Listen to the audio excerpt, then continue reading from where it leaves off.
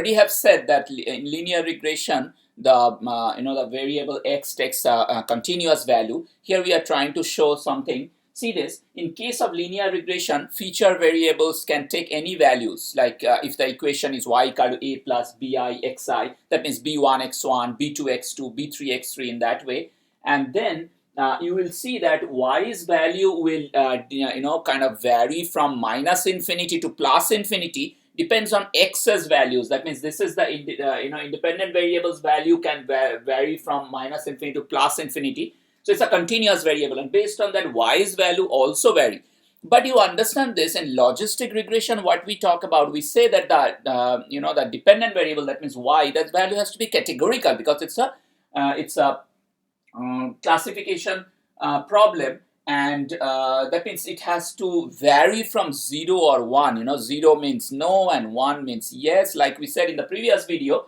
But so then how we match this? That means from linear, what we want from continuous values in the right side, we want to make categorical predictions on the left side. So we have to match the left hand side, that means the y's value, in such a way that it generates categorical values of y for continuous values of x. So specifically 0 to 1, okay, so within 0 to 1, as I said. So this brings probability in the picture, because probability only can give you the values between 0 and 1. But if we write for y p, that means the probability, so you will see that p equal to a plus bixi will be the equation. But see, there is a problem here. What is the problem? Probability varies from 0 to 1, and xi is a continuous variable. But how I match both of them? We have to match with log of odds, and I will explain in the next video. Talked about probability. So what is probability? Probability is a ratio of something happening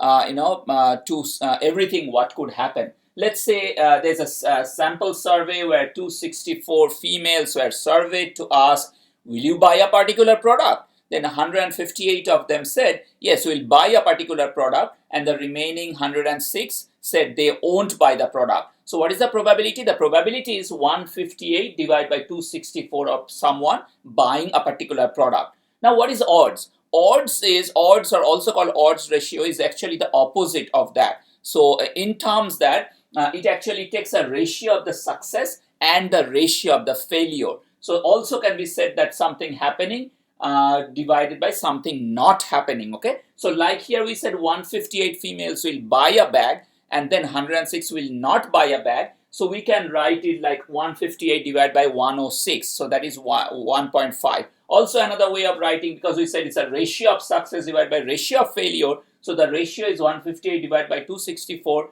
and then 106 divided by 264. So this also becomes 1.5, which is basically the same thing. Okay, so now you see this, the odds ratio, or the odds vary from 0 to infinity. Okay, this is, now you see our objective was to match the left side with the right side, the variation of the variables.